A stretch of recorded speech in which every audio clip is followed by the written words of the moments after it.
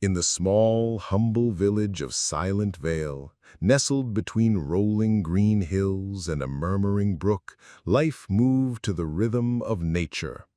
There were no social networks, no telephones. Those belonged to a future the world had yet to discover.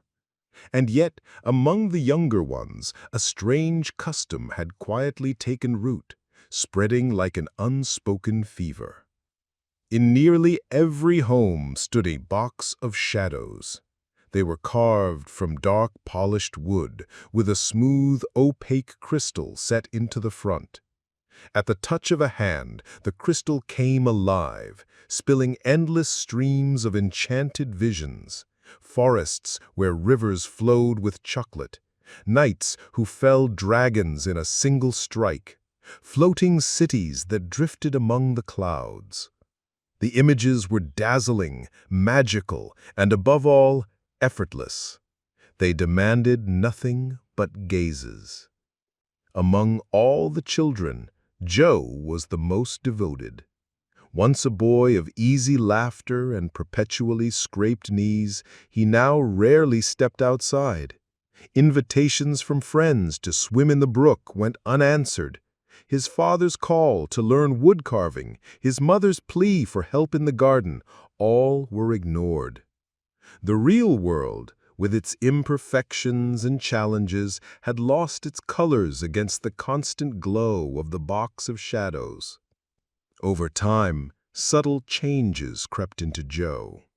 His skin, once kissed by sunlight, grew pale. His eyes, once bright with curiosity, sank into weariness. His body weakened, and the bubbling joy that once filled him gave way to a constant, nameless sorrow. Childhood itself seemed to drain away, stolen by the crystal's hypnotic light. One late afternoon, while Joe sat in dull silence before the box, a knock echoed at his door. It was Mr. Ellion, the village elder, whose knuckled hands had planted hundreds of trees and whose eyes had watched 90 harvests. He did not scold Joe.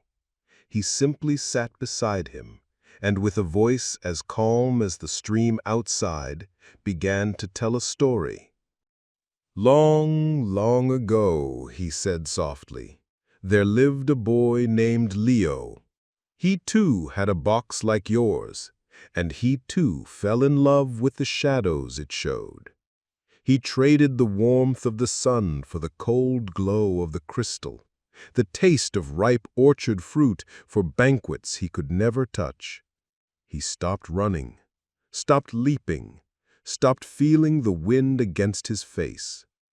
The elder paused, his eyes resting on Joe with deep compassion. Slowly, Leo began to fade.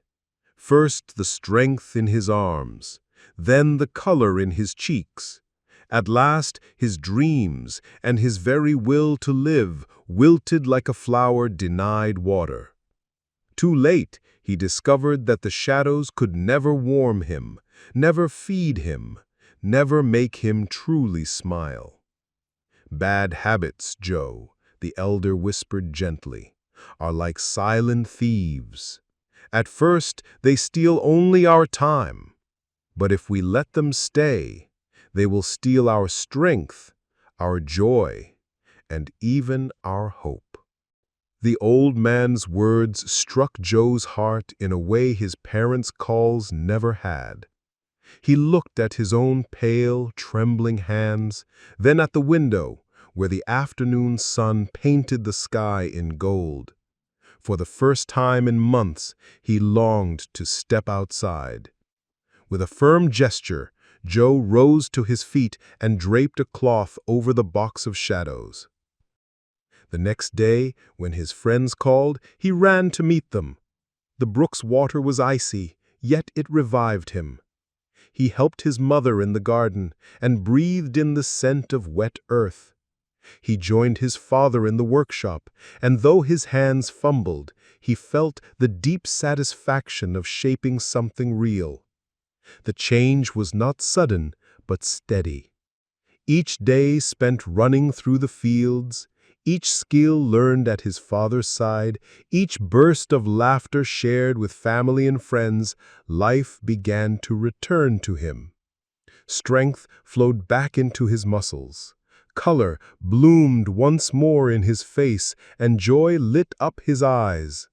The box of shadows remained in his room, covered and silent, a reminder of the dangerous spell he had overcome. Joe had learned the lesson the wise elder had given him, a truth as old as the hills surrounding his village.